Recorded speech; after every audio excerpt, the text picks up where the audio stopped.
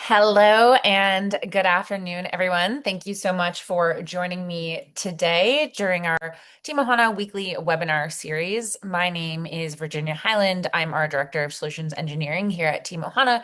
So I work with all of our customers who are probably in a similar position to you today, who are trying to manage their headcount plan on a combination of spreadsheets, their HRIS, their HES data, maybe their FP&A tool, and Slack and email, and maybe a hope and a prayer. So, yeah, today we're going to be talking about what happens after annual planning. So, we all know that it's one thing to come into the year or even the quarter with a headcount plan of this is the target heads that we want to make sure we hire this quarter. But the reality is things are changing every day. So, in terms of the agenda for today, I'm going to kind of talk through what we see in the real world as to what the problems are and the challenges that you might be encountering, whether you're in TA, HR, finance, or a business leader when it comes to keeping track of what's happening with your hiring plan. And then I'm going to spend the majority of the call in a demo showing you how TeamOhana can really help simplify your managing your hiring plan and really focusing on all of the tools that make things easy for you to keep track of your headcount day to day after the annual plan is finalized. All right, so to kick us off, I want to just start off with how things usually go. So let's say your fiscal year starts February 1st, and that's in terms of your hiring plan, probably the best day of the year because the headcount plan is signed off. Maybe it was built out in your FP&A tool with finance, working with your different business partners like your VP of sales or your director of engineering. Maybe the plan was, yeah, built in the FP&A tool, or maybe it was built just in a spreadsheet and then loaded into an FP&A tool. But either way, everyone is sort of on the same page about the plan for the year. People ops or your HRBPs have advised the business leaders what they need. So they're all aligned. Everyone can see the final plan shared out in a spreadsheet.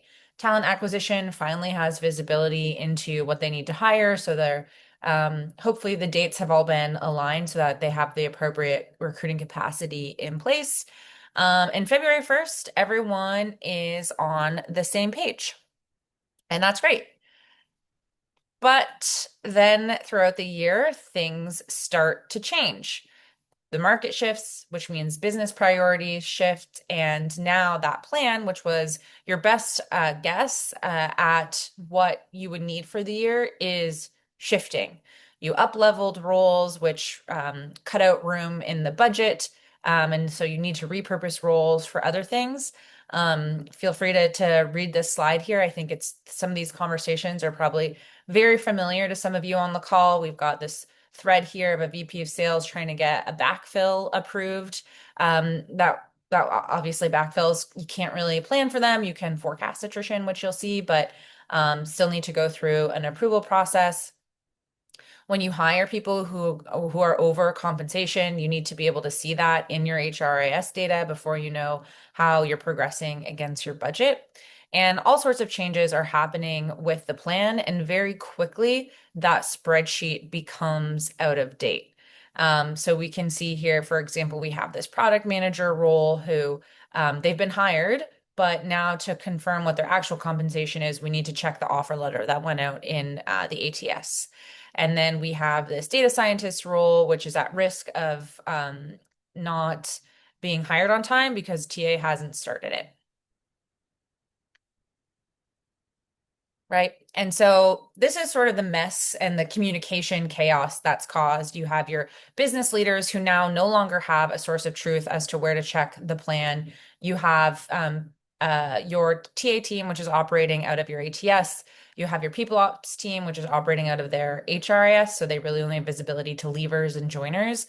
And then FP&A is also trying to get a sense for where are we at with our headcount plan to understand the cost impact for the fiscal year. So I want to also break this down by looking at all of the different systems that are involved typically in the day-to-day management of a headcount plan. And we can look at this by just looking at how one hire moves through your plan in order to join the business. So first thing that happens, the leaders meet in a monthly or a weekly meeting, and they look at the annual plan and they make a prioritization around which headcounts they want to hire next. And from there, they might communicate to a hiring manager to say, "Hey, we're ready to kick off hiring for this headcount in our plan." And the hiring manager is like, "Great, let me Slack my HRBP and let them know that we're ready to begin hiring." Hopefully, that game of telephone works out correctly, and the role that the leader had intended to hire is the role that the hiring manager understands as well. From there, the HRBP or TA Ops might be responsible for updating that headcount spreadsheet to say, "Okay, this is the next set of heads that we are going to hire." And then from there, TA Ops will create the job and the opening in Greenhouse. And then at some point, at any point in the process, things can change.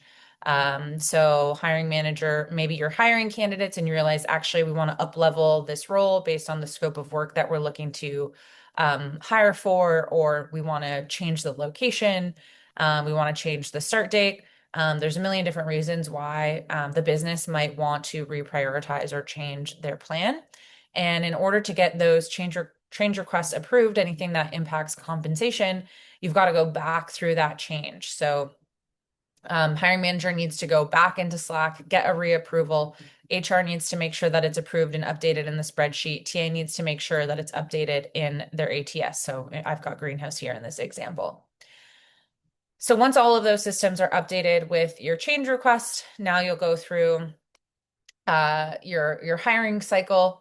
And through all that time, you might want to be keeping the status updated in your spreadsheet so that the business and finance do have visibility into how you're progressing against hires. Finally, you get the candidate signed an offer, they're hired. You take the details from the offer letter in Greenhouse, you set them up in your HRIS, which might be Workday or UKG, HiBob, whatever you're using. And you need to reconcile that again with the spreadsheet. So often we find this is a role that TA Ops ends up taking on because they're so operationally focused. And they typically are the go-between between the hiring manager. They're obviously working with them in order to recruit leaders. But then they're also answering to finance, trying to help finance understand target start dates because finance is trying to assess what their fiscal year spend is going to look at. So TA Ops is often stuck in the middle managing this spreadsheet. So if you're a TA Ops leader joining us today, you're definitely not alone. Your peers are probably on this webinar, if not, definitely part of the TeamOhana community. And then, yes, so I mentioned that spreadsheet that TA Ops is updating. Typically, finance will maintain their own forecast, and that might be in a spreadsheet or an FP&A tool like Adaptive, Pigment, Abacum, and so on. And then finally, we also talk a lot about HR dashboards. Executives at growing companies want to be able to understand, are we going to be able to hit our hiring targets for the quarter? And that ties back into not just costs, but also just understanding TA capacity and and your ability to hit your business goals for the year. So executive level dashboards are being built on top of all of this data that's spread across all of these disparate systems. So yeah, often what we hear from leaders that we talk to is that it's one thing to build this annual plan, but because of all of these changes, we just went through an example of what it takes to hire one headcount, the amount of back and forth, the amount of questions, and the amount of systems that all need to stay reconciled and up to date in order to hire this one head. So you can all imagine how that compounds into a lot of work for um, teams just to maintain an accurate picture of their headcount plan.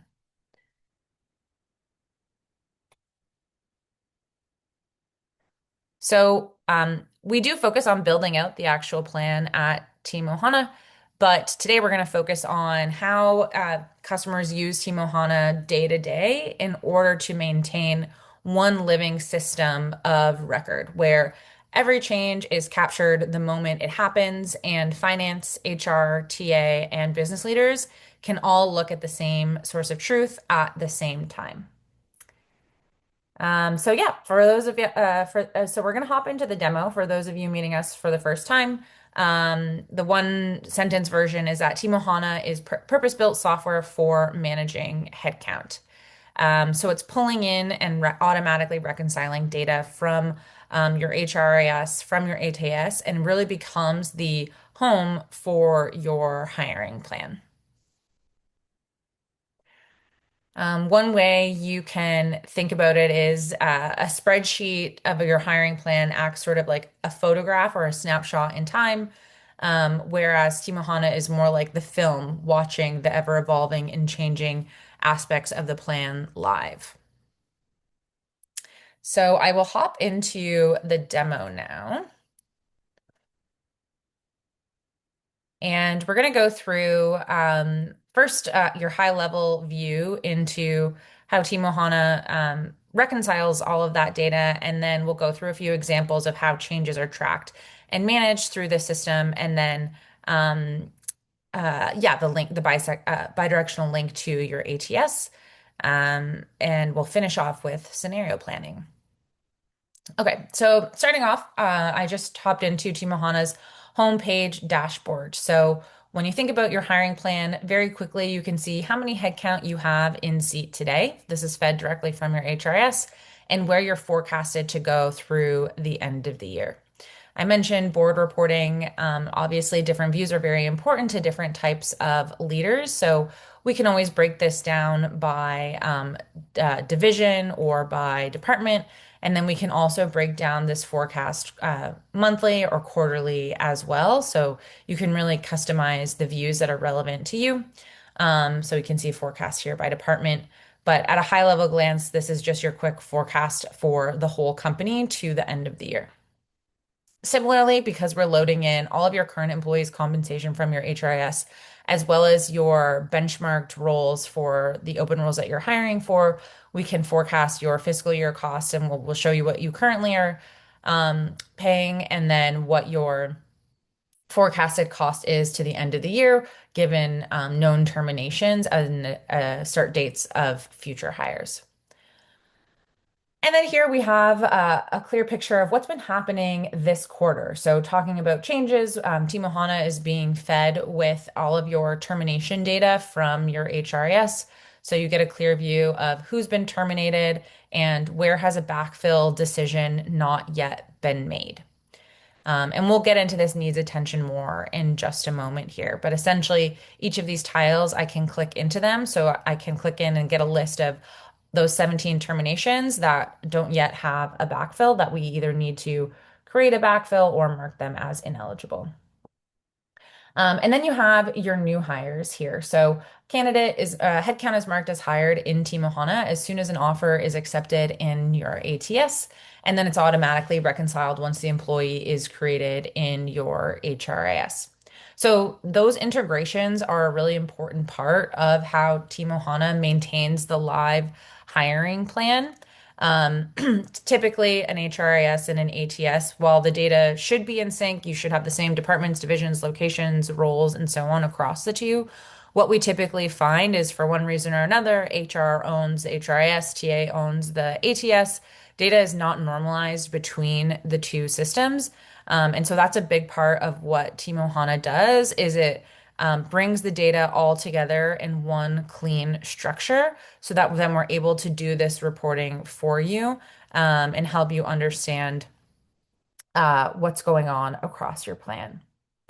So when I say what's happening across your plan, a really key piece of what Team Ohana does is we add this needs attention layer, which is essentially an observability layer. So Team Ohana is built on this idea that you have a hiring plan, but nothing is actually going to go according to plan. Those are just your kind of guidelines for what you want to do. But we know that things happen, new requests are added, backfills, terminations, and all of that happen as well. And so this observability layer is actionable insights that show you where you need to focus your attention to maintain your hiring plan. So, for example, also have our unclaimed employees here.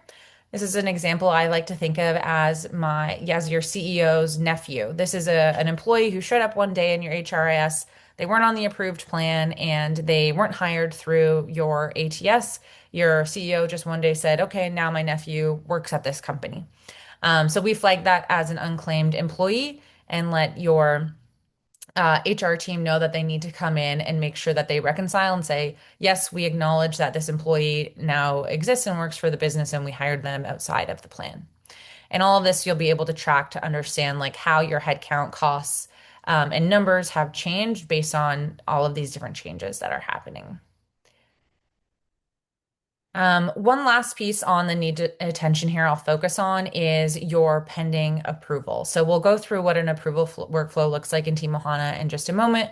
But if I click into this pending approval, you'll see I'm taken right into our approvals hub. So if you're an HR leader or a finance leader who is responsible for doing a lot of the headcount approvals that are happening today, rather than doing that on the email and Slack threads that we just went through, you'll have this nice clean approvals hub where you can go through very easily and understand, okay, these are all of my new hires that have been requested that I can go ahead and approve here, or I can click into each headcount in order to understand more of the details, see things like the justification and so on. And then I can look at my backfills and then very importantly, the change requests. So that's what a lot of what we're talking about here today.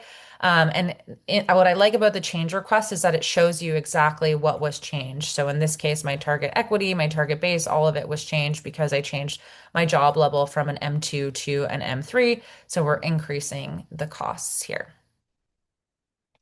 Um, Last piece on the dashboard here, we have our insights. So we did a whole session on recipes, so I won't go too far into it, but Insights essentially allows you to subscribe to the reports in TeamOhana that are most interesting to you, whether that's details about recruiter capacity or throughput for the TA team or headcount costs and budget for the finance team. You subscribe to those reports, and then essentially Insights are an AI analyst that's constantly refreshing those reports, reading them for you, and then surfacing the top line headlines. Calling out things like you have a number of unassigned roles where your pipeline is stalling. You're falling behind on hiring. You've got 864,000 worth of headcount that have quietly slipped quarters. So you're deferring a lot of that cost that finance needs to be aware of that because they might want to repurpose some of that for other investments. So that gives you a sense of how Team Ohana is tracking changes that are happening across your headcount, whether that's terminations in your HRIS, whether that's hires in your ATS. And now I want to go more into the control flow. So let's go through an example of how a new headcount can be requested in Team Ohana. And all of our strongest users of Team Ohana, they actually have their department leaders, or in some cases, even their hiring managers, as the one to initiate these requests because it's very easy to do. Just in this form here, I can select the job title, department, category, and level that I want to hire for. Once I select the location, you'll see we automatically pull through all the compensation data. And then we're also going to make a recommendation about the target start date for this hire. And that's based on your historical hiring data. You can customize these forms to capture whatever additional details you want the hiring manager to input. We can ask them for a justification, and you can decide which of these fields are required. And then we're going to put this headcount through an approval flow. So I can see my approval flow here. These approval flows are customizable based on the department and role and so on. So once I request that approval, like we went through in that previous screen, it will show up in the approvals hub here for the next approver, but they'll also receive a Slack notification and an email with a link to the approval as well. And the Slack notification is a really cool part of the platform because it really helps finance leaders, HR leaders, just approve headcount in their flow of work. So you spend a lot of your day in Slack already. So rather than going into Team Ohana to manage these one-off approval requests, you can actually just choose to approve the headcount in Slack, or you can leave a comment. So in this case, I'll ask,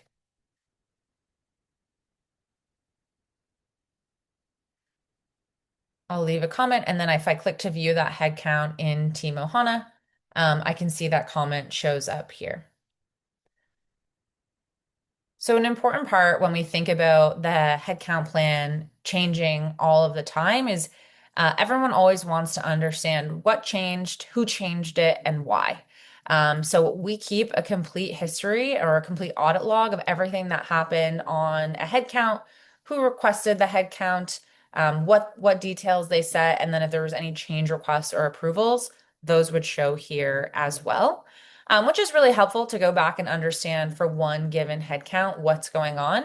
But I'll show you later on or I'll show you right now what's cooler is by tracking all of these changes, we can do summaries like in the variance tracker we can show you the new hire budget variance to show where did things change in our plan. This is focused on like the impact to the overall budget. So where did we hire earlier than expected, later than expected? Where did we offer higher pay than our initial plan, or are we planning to spend more than we initially planned, lower pay, and non-budgeted hires? So not just the singular view, but you can also get these summary views. And then if I click into one of these, I can understand I get a complete list of all of my different headcount where we did make a change that impacted the forecasted compensation. So when we initially budgeted these roles, they were at one compensation and now they're at another. So let's click into one of these as an example here. From here, we'd be able to see that when we initially set this headcount, it didn't have any compensation, and then we changed it to 127. Okay.